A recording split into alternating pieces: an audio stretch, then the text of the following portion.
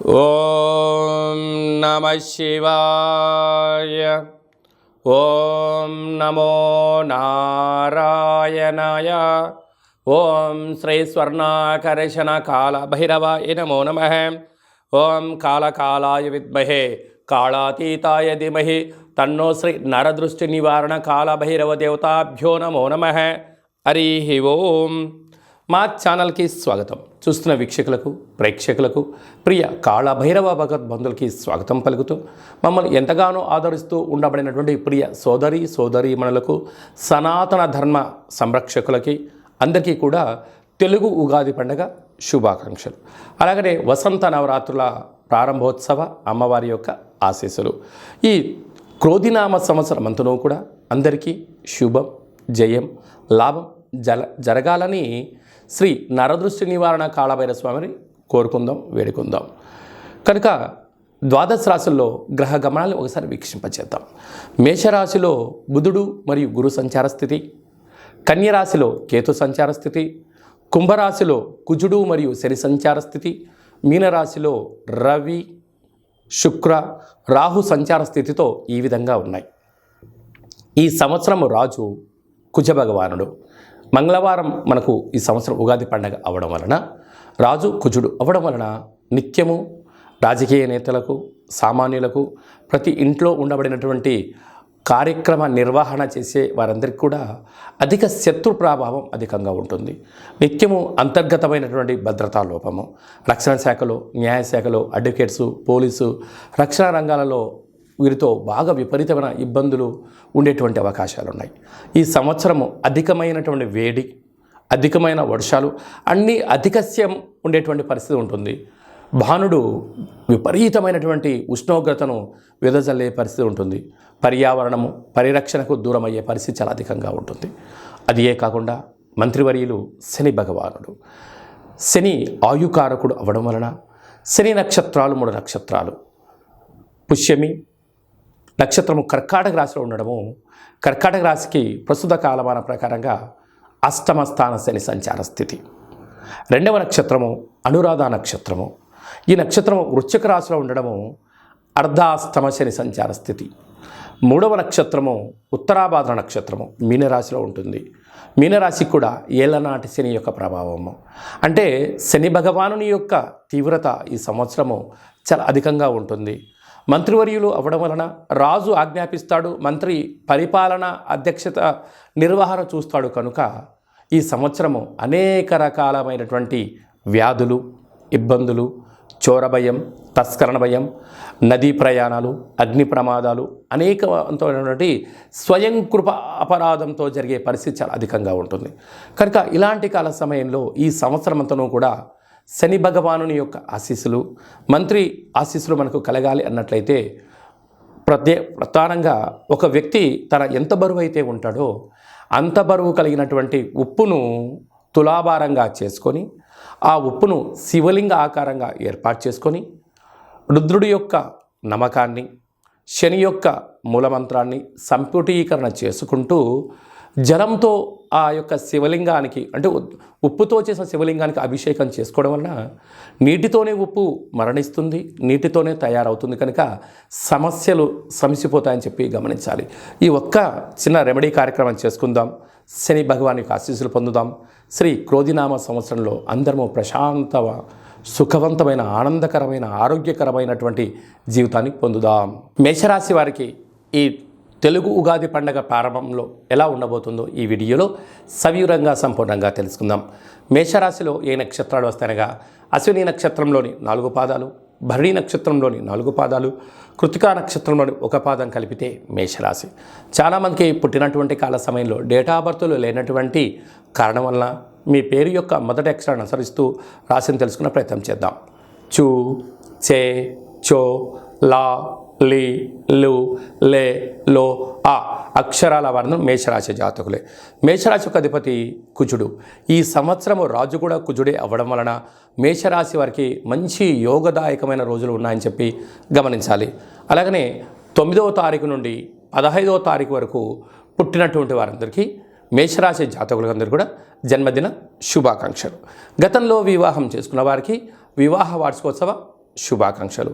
అలాగనే రాశిలోనే బుధుడు గురువు, 6వ స్థానంలో కేతువు, లాభస్థానంలో కుజుడు శని, వ్యయంలో రవి శుక్ర రాహు సంచార స్థితి ఉండడం వలన, వ్యయంలో రాహు ఉండడం వలన రాహు సంపూర్ణమైన నరదృష్టికారకుడు, వాస్తుకారకుడు, చక్షుకారకుడు, అపోహను కలిగించే మాయాకారకుడు అవ్వడం వలన మేషరాశి వారు ఈ సంవత్సరం అద్భుతమైన విజయాన్ని సాధించాలి.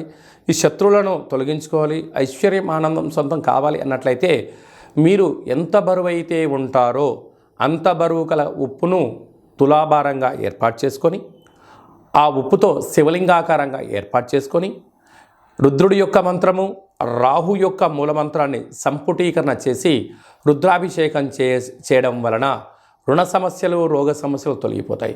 అలాగని సాఫ్ట్వేర్ ఉద్యోగస్తులు, హార్డ్వేర్ ఉద్యోగస్తులు, వ్యవసాయ సోదరీమణులు, గృహ భవన నిర్మాణ కార్యక్రమం చేసేటందరికీ కూడా ఈ చిన్న రెమెడీని ఆచరింపజేయండి. అద్భుతమైన విజయానికి మీరు కేంద్ర బిందువు అవ్వండి. ఈ సంవత్సరము ఇంకనూ మనం విజయం సాధించగలగాలి అన్నట్లయితే రాజు కుజుడు అవ్వడం వలన మనకు వీలైనంత వరకు ఒక్కొక్క నెలలో 4 మంగళవారాలు ఉంటాయి. అలాగా సంవత్సరానికి 52 మంగళవారాలు మనకు వస్తాయి. కనుక వీలైనంత వరకు మంగళవారం ఉదయం 6 నుండి 7 గంటల వరకు కుజహోర జరుగుతూ ఉంటుంది. అలాంటి కాల సమయంలో మౌనం, కుజుడికి మంత్రం ఆరాధన చేయడం వలన, ఎరుపు బొత్తులతో దీపం వెలిగించడం వలన మనకు యోగదాయకం అని చెప్పి గమనించాలి. అలాగా రుణ సమస్యలు, రోగ సమస్యలు, కోర్టు సమస్యలు, అలాగే రక్షణ శాఖతో నిత్యము వాహన ప్రమాదాలు లాంటివి జరుగుతూ ఉన్నట్టయితే ఒక మంగళవారం పూట అంటే మాసంలో ఒక్కరోజు ఒక ఎరుపు క్లాతులో ఒక దోషుడు అన్నాన్ని వండి అందులో పోసి, ఒక దోషుడు కుంకుమను పోసి ఎర్రగా ముద్ద కట్టి వాటిపైన 7 ఎర్రటి ఒత్తులు వెలిగించి దిష్టి తీసి ప్రవహించే నీటిలో కానీ తెల్ల జిల్లెడు వృక్షం మొదల్లో వేయడం వలన అంగారకుడి యొక్క ఆశీస్సులు కలిగి రుణ సమస్యలు, రోగ సమస్యలు, కుజ సమస్యలు, సంతానం లేని సమస్యలు తొలగి అన్నింటా విజయం కలిగి అంగారకుడి యొక్క ఆశీస్సులు ఉంటాయని చెప్పి గమనించాలి. ఇంకను కలియుగ కాలంలో కళవు వెంకటేశ్వర అన్నట్లుగా ఈ ఏడాదిలో ఒక్కసారైనా వెంకటేశ్వర స్వామిని స్మరించండి, ధ్యానించండి. అలాగనే కాళభైరవ స్వామి యొక్క మంత్రాన్ని, కాళభైరవ స్వామి యొక్క కూష్మాండ దీపాన్ని, కాళభైరవ స్వామి యొక్క అక్షయ పాత్రను, అలాగనే కాళభైరవ స్వామి యొక్క డాలర్ని మెడలో ధరించడం వల్ల కాలం మీకు అనుకూలంగా ఉంటుందని చెప్పి గమనించాలి. ఈ యొక్క పాత్ర అక్షయ పాత్ర అంటారు. అక్షయము అనగా నశించబడినటువంటిది. ఈ యొక్క పాత్ర కంచు పాత్ర. ఈ యొక్క కంచు పాత్రతో మనం ఎలాంటి శబ్దాలను సృష్టించవచ్చో ఒకసారి తెలుసుకుందాం.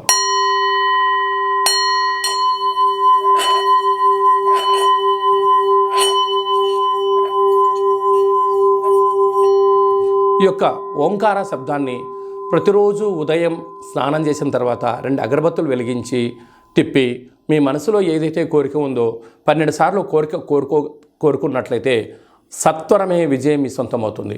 ఇంట్లో ఉండబడినటువంటి నరదృష్టి తొలగిపోవడం, ఇంట్లో ఉండబడిన జ్యేష్ఠాదేవి బయటికి వెళ్ళడం, బయట గ్రామంలో సంచరిస్తూ ఉండబడినటువంటి ధనలక్ష్మీదేవి గళ్ళు మంటూ మన ఇంటికి వస్తూ సిరుల సంపదకు మనమే కేంద్ర బిందువులు అవుతామని చెప్పి గమనించాలి.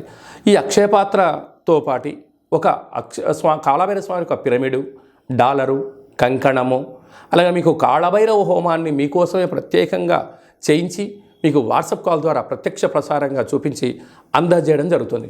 కనుక అక్షయపాత్రను సొంతం చేసుకుందాం. సకల భూత ప్రేత పిచాచ బ్రహ్మర యక్షర యమదూత శాకిని డాకిని గ్రహ దోషాలను తొలగించుకుందాం. తంత్ర ప్రయోగాలకు దూరంగా ఉందాం. ఐశ్వర్యానికి స్వాగతం పలుకుతాం.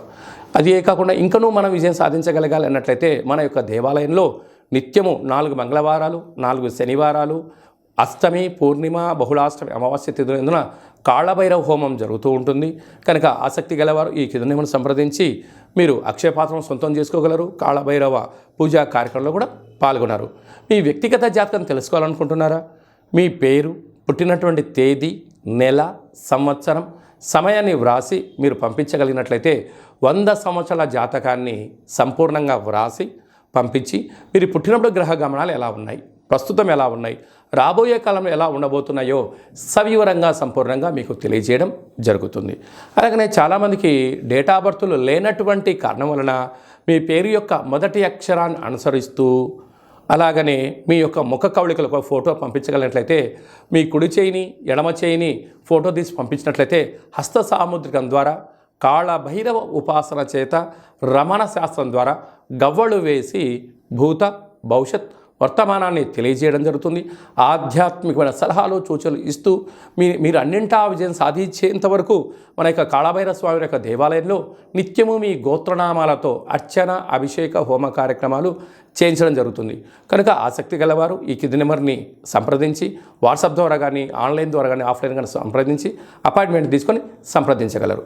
అలాగనే మీ అబ్బాయికి కానీ మీ అమ్మాయికి కానీ ఎంత ప్రయత్నం చేసినా వివాహం కుదుటపడట్లేదా, అనుకున్న సంబంధం రావడం లేదా అనుకున్న పరిస్థితుల్లో అబ్బాయి యొక్క జాతకంలో ఎలాంటి యోగాలు ఉన్నాయి, ఎలాంటి దోషాలు ఉన్నాయి, ఎలాంటి అమ్మాయిని కానీ ఎలాంటి అబ్బాయిని తెచ్చుకోవడం వల్ల యోగాలు కలుగుతున్నాయో మీకు సవివరంగా గ్రహమైత్రి జాతి ఆ యొక్క పాదాలను సవివరంగా కూడా తెలియజేయడం జరుగుతుంది. అలాగే తరచూ భార్యాభర్తలు ఇంట్లో గొడవ పడుతున్నారా, ఎందుకు గొడవ పడుతున్నారు, వారి యొక్క పేర్లో ఏమైనా స్వల్పమైన మార్పులు చేయాలా, అలా తినే ఆహారంలో కానీ వేసుకునే వస్త్రాల్లో కానీ ఇంట్లో స్వల్పమైనటువంటి మంత్ర సాధన వల్ల చేయడం వలన ఆ భార్యాభర్తలు పార్వతీ పరమేశ్వరుల రూపంగా ఆ జన్మాంతము ఆయురారోగ్యాలు ఉండడానికి సలహాలు సూచనలు కూడా ఇవ్వడం జరుగుతుంది. మీకు అబ్బాయి కానీ అమ్మాయి కానీ పుట్టినట్టయితే వారి యొక్క పేర్లు తిథి ప్రకారంగా, వారం ప్రకారంగా, నక్షత్ర ప్రకారంగా ఎలాంటి ఆధ్యాత్మిక నామాలు పెట్టుకోవాలో కూడా మీకు తెలియజేయడం జరుగుతుంది. అందరికీ ఈ క్రోధినామ సంవత్సరంలో సర్వత్రా శుభం జయం లాభం జరగాలని కోరుకుంటూ ఆశీర్వచనం. ఓం శతమానం భవతి శతాయు పురుష సతేంద్రియ ఆయుష్యేవేంద్రియే ప్రతిష్టతి ధనం ధాన్యం బహుపుత్రలాభం శత సంవత్సరం దీర్ఘమాయు సర్వే జనా సుఖినో భవంతు లోకా సమస్తా సుఖినో భవంతు సర్వం నరదృష్టి నివారణ కాళభైరవ దేవతార్పణమస్తు. ఈ వీడియో మీకు నచ్చినట్టయితే లైక్ చేయండి, షేర్ చేయండి, మా ఛానల్ని సబ్స్క్రైబ్ చేసుకోండి. మేము చేస్తున్న వీడియోలు ఆధ్యాత్మిక వీడియోలు అందరికన్నా మొట్టమొదటిసారిగా మీరే చూడాలి అనుకుంటున్నట్టయితే గంట సింబల్ని ప్రెస్ చేయండి, ఆల్ అనే బటన్ తెలియచేయండి. ఈ ఆధ్యాత్మిక భక్తి సమాచారాన్ని మీరు ఎవరి క్షేమాన్ని అయితే కోరుకుంటున్నారో, అంటే మీ క్షేమాన్ని ఎవరైతే కోరుకుంటున్నారో వారికి ఫార్వర్డ్ చేసి భగవంతుడి యొక్క ఆశీస్సులు పొందగలరు.